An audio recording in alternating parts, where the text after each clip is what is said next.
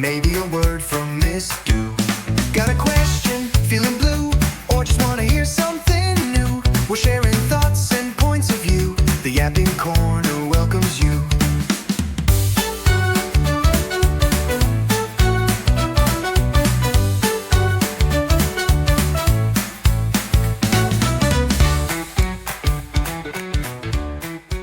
Hey, welcome back to the Yapping Corner. If you're new here, hi, hello, how are you? Sit down, grab your drink of choice. Welcome to the podcast that feels like a voice note from your friend who has too many thoughts and no sense of volume control.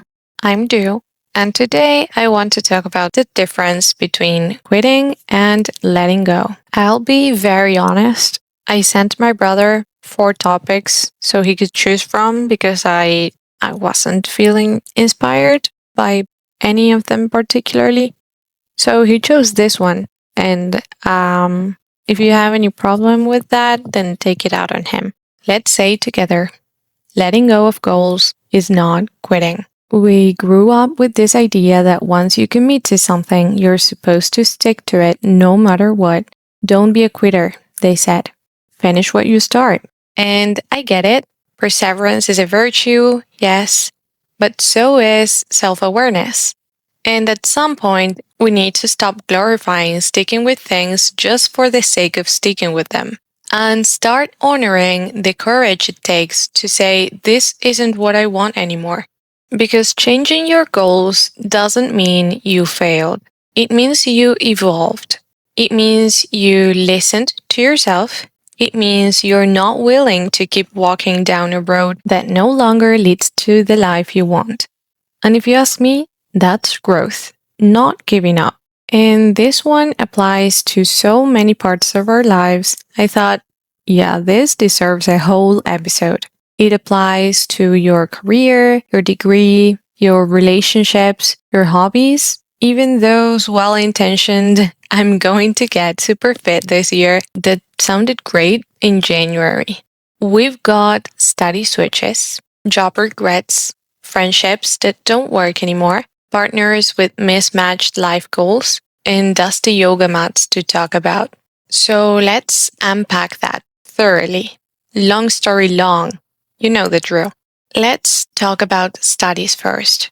Oh, the pressure we put ourselves when we choose a career path. I remember when I started studying accounting at university, I thought I had everything figured out. I picked it when I was 16, maybe 17, basically a baby who didn't know what taxes were and that I had to study a ton of laws. And yet somehow I was expected to make a decision that would dictate the rest of my life. Spoiler alert, it didn't stick. Because surprise, I'm not the same person I was when I was a teenager. And thank goodness for that. But for the longest time, I felt I couldn't change my mind, that I'd already invested so much, and that I'd be seen as flaky or lazy or, God forbid, a quitter. But what's the real waste? Changing directions and actually finding something that excites you, that feels right, that helps you grow into who you really are? Or staying in a program that makes you miserable just because you're already halfway through it? Yeah, the time you spent in that old degree wasn't wasted. You learned things, you figured out what doesn't work for you, you made connections, collected little puzzle pieces that might fit into something else later, you practiced discipline, you built up resilience, you were alive, and that counts for something. But staying in a situation after you've realized it no longer aligns with your life, that's when time starts to slip away. That's when you start postponing the life you could be building. And the same goes for work goals. Oh boy. Remember that job you thought would be it? The one you dreamt about during finals, romanticized while updating your CV, and then you finally got it, and 2 weeks in, you were Googling how to get fired in 10 days.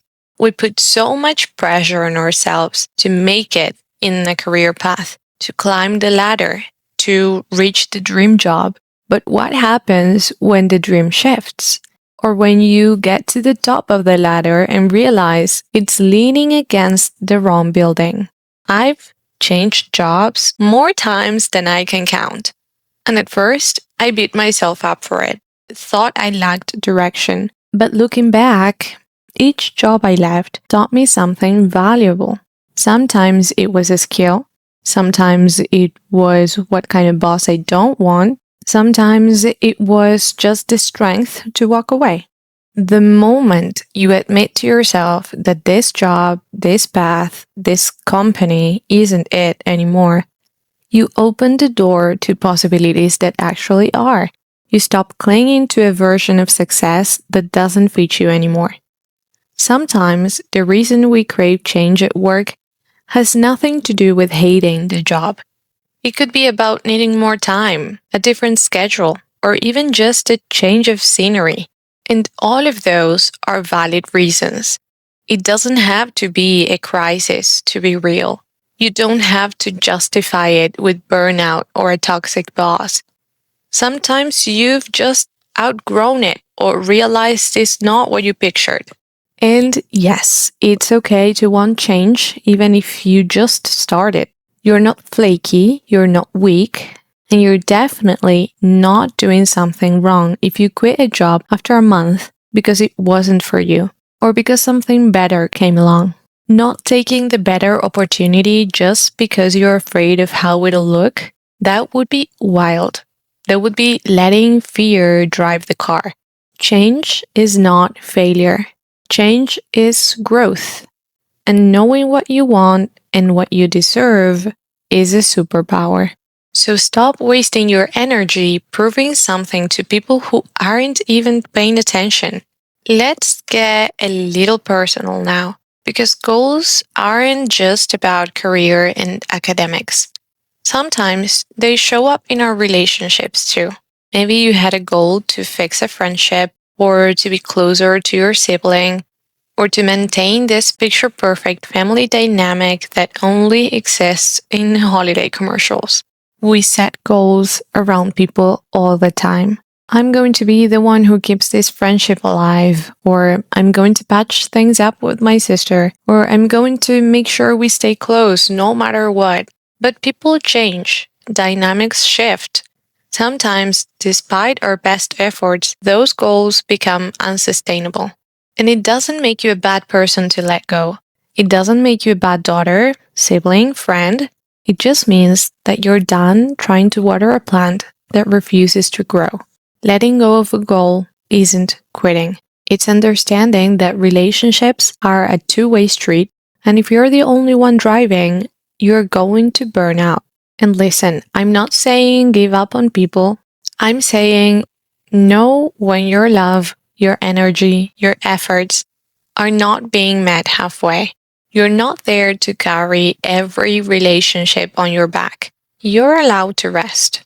And sometimes we tie our goals so tightly to someone else's that we forget to check in with ourselves along the way. Maybe it's a shared goal with a partner or a family member, starting a business together, buying a house, having kids, moving abroad, investing in something big. And because you love this person, and because they've supported you, helped you, maybe even sacrificed things for you, you feel like you owe it to them to see it through. But here's the thing, love isn't a debt, and shared goals only work when they're actually shared, not silently shouldered by one person while the other drags their feet in guilt or fear. Maybe you did want that family business at first. Maybe your excitement was real. But now that the numbers are on the table and you're staring down a mountain of stress, time, and risk, you realize your energy is somewhere else. That's not betrayal. That's honesty. That's self-awareness. That's the moment where the relationship needs to pivot into something even stronger. Mutual understanding. Or maybe you were dead set on that house. You spent months looking at floor plans, dreaming up Pinterest boards, picking out paint colors on your head, but suddenly the neighborhood feels wrong. The idea of settling down feels heavy instead of exciting. And now you're wondering how to speak up without disappointing the person next to you who's still so in it. But isn't it better to be honest now before you're unpacking your boxes into a place that doesn't feel like home? Before you sign on for a mortgage or a life that makes your chest feel tight instead of full? And it's not just about houses or businesses. Sometimes the goals we feel tied to are emotional or symbolic. Maybe you promised to always be there. Maybe you swore you'd never give up on this. Maybe if what this is has completely changed and you've completely changed, then what you're holding onto is a memory of a version of the future that no longer fits either of you. And yes, walking away might hurt in the short term, but dragging someone through a commitment you no longer believe in is the lowest kind of heartbreak.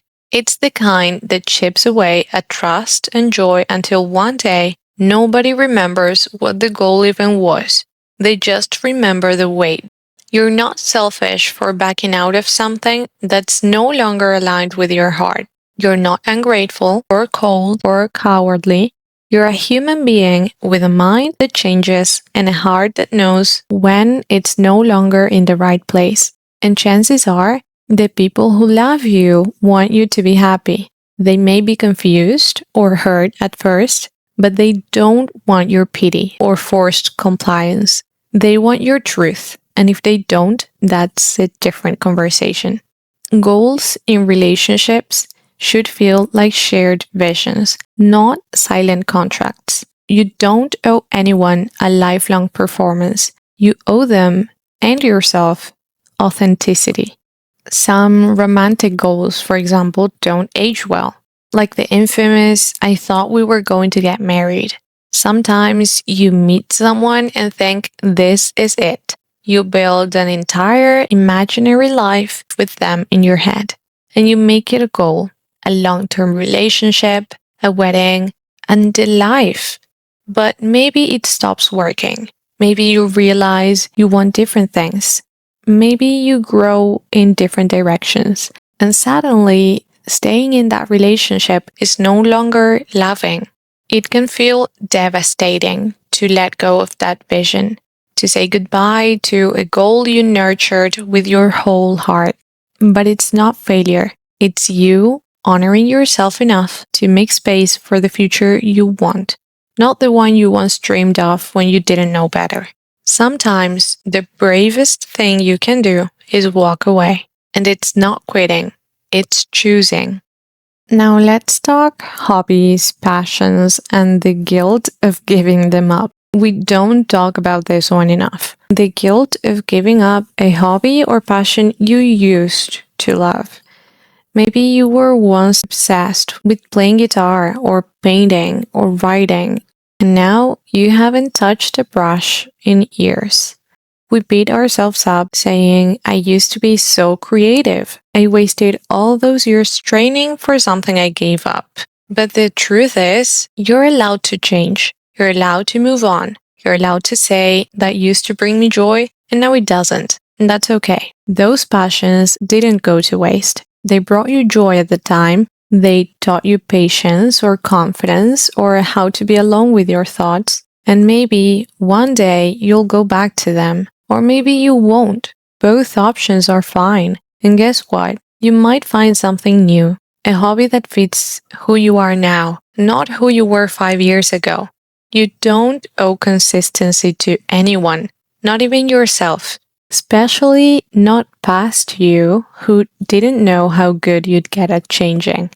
And I don't think I need to explain this one, but I will anyway. Because we all do this thing where we try a new hobby and then feel weirdly bad about not loving it. Like we're supposed to instantly become passionate about it just because it looked cute on TikTok or your friends are obsessed with it. You tried ceramics and it wasn't what you thought. Everyone online makes it look so soothing and meditative. but you were stressed for 2 hours trying to center the clay and left class covered in mud and self-doubt. Then don't do it. Seriously. You don't owe any activity your joy. You don't have to keep doing something just because it's trendy, or because you paid for 3 sessions, or because someone you admire swears by it. Trying it and realizing it's not for you is a full experience in itself. That's not failure, it's self-discovery. Same goes for that book club you thought would turn you into a literary queen, but actually just gave you anxiety about finishing 300 pages on a weeknight. Or that running phase you tried to start because everyone says it clears your head. But all it did was make you hate mornings and question your lung capacity. Or knitting, which you thought would be calming, but ended with you tangled in yarn and somehow angry at your thumbs. You are so allowed to quit those hobbies. You are so allowed to say, yeah, I thought I'd love it, but turns out I don't. That's not a sign you're lazy or lacking commitment or incapable of sticking with anything. It means you're curious. It means you're experimenting with what brings you joy. It means you're paying attention to what lights you up and what doesn't. And here's the thing. You don't need a reason to stop. You don't need to have a grand excuse or a dramatic story. I just didn't vibe with it is enough.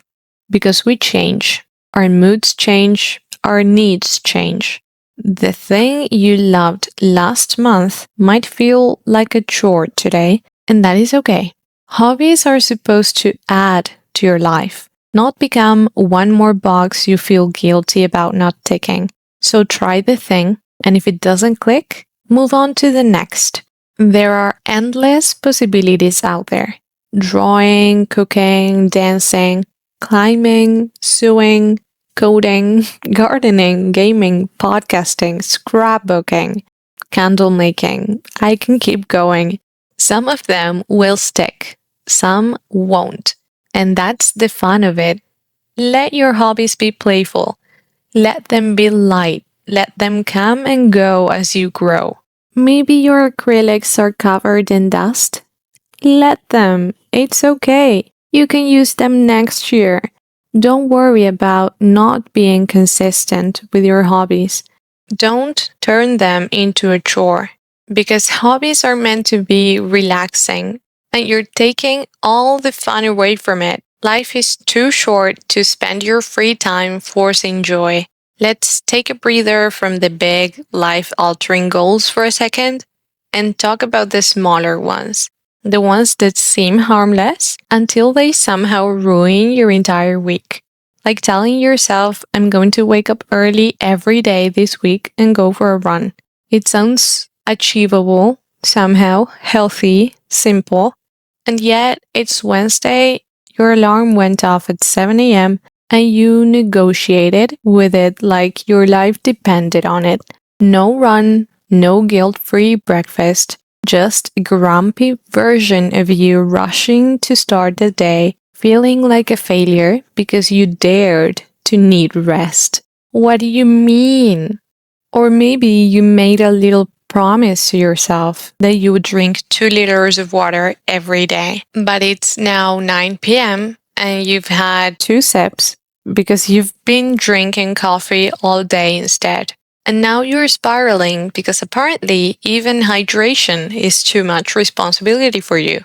Those goals are tiny, but they sneak into our self-worth. One skip gym day and we convince ourselves we're doomed to a life of chaos. One late bedtime and we declare ourselves the least productive human on the planet. But let's be real, life happens. You oversleep, you forget. You will get tired. Sometimes you simply don't want to. And that's not the end of the world. That's called being a person. Small goals can be wonderful tools for structure, motivation, and growth. but they can also be sneaky little traps if we let them define how good or disciplined we are. You're allowed to let go of 1 or 5. You're allowed to say, this doesn't fit my routine, or I don't care about this one as much as I thought I did. So if you set a goal to read a book a week, but haven't opened one in 3 months, or you said you'd finally take up knitting, and your yarn is still sitting in the same untouched shopping bag, maybe it's time to revisit those goals with kindness. Maybe it wasn't the right time. Maybe it wasn't that important. And maybe, just maybe, it's not a personality flaw. Let the small stuff go too. If it's weighing you down more than it's lifting you up, you're not a machine. You don't need to optimize every single minute of your life. Some goals are meant to guide you, not guilt trip you. So here's your permission slip. Let go of the water bottle guilt, the Duolingo streak shame, the 5 a.m. wake-up plan that's clearly not happening. You tried, you learned. Now move on, please. Because the point of goals isn't to punish you, it's to help you grow. And sometimes growth means saying, you know what, I don't actually want this anymore. Here's what I truly believe. Wasted time isn't the time spent chasing a dream that didn't pan out. Wasted time is staying in something after you know it no longer serves you. After you know it's draining you. After you know it doesn't fit you anymore. There's a moment, and we've all felt it, when something clicks. You realize you're not happy, not fulfilled, not even excited about the thing you used to love. That's the moment where you have a choice. Keep going out of pride or pivot and protect your peace. Letting go takes courage. Letting go means trusting yourself even when the path ahead looks unfamiliar. Letting go means saying, this isn't me anymore. But what if you're scared? That's okay too. Letting go doesn't mean you aren't scared. It means you're moving forward anyway. We might feel sad, overwhelmed, or frustrated because we haven't accomplished a certain goal yet. But here's the kicker. We rarely stop to ask ourselves if we still want it. We assume that just because we set a goal years ago, it still fits who we are now. But people change. You've changed. So why wouldn't your goals? It's worth asking, are you chasing this goal out of genuine desire or because you're afraid of being seen as unsuccessful or uncommitted if you stop? Is the lack of motivation because you're lazy, or is it because your heart just isn't in it anymore? We grow, we learn, we get exposed to new information, new ideas, new ways of living. It's only natural that our goals evolve too.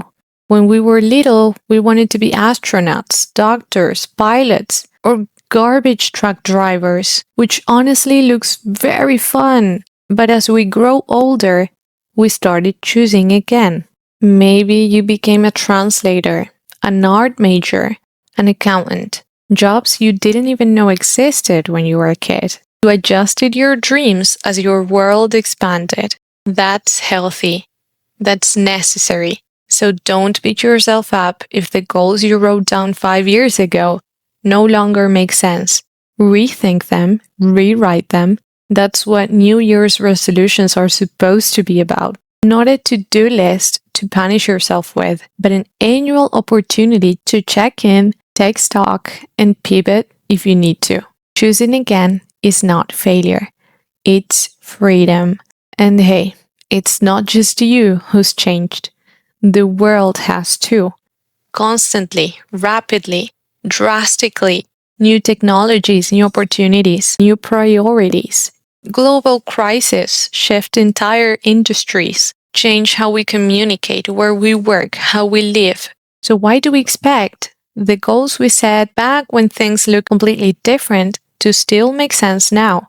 Why are we trying to fit into a box we chose years ago when the entire landscape around that box has shifted? If the world is in constant motion, we have to adapt too. We can't hold ourselves hostage to goals that no longer align with the reality. That's not commitment, that's self-sabotage. Letting go isn't about giving up. It's about acknowledging that the path we chose might not be the best one anymore because everything else has moved. So if you needed to hear this today, here it is. You are not a quitter for wanting something different. You are not a failure for letting go of something you once thought was forever. You are allowed to evolve. Maybe you're about to drop a class or leave a job or let go of a friendship that hurts more than it heals. Maybe you're grieving a version of yourself you outgrew. That's okay, that's part of it. But letting go is not quitting. It's not the end of the story, it's the plot twist. So, that's it for today, but thank you for being here with me. If you want to share your own story about letting go of a goal that no longer fits, I would love to hear that. DM me at the Yapping Corner on pretty much every platform, and as always, talk soon. Got your coffee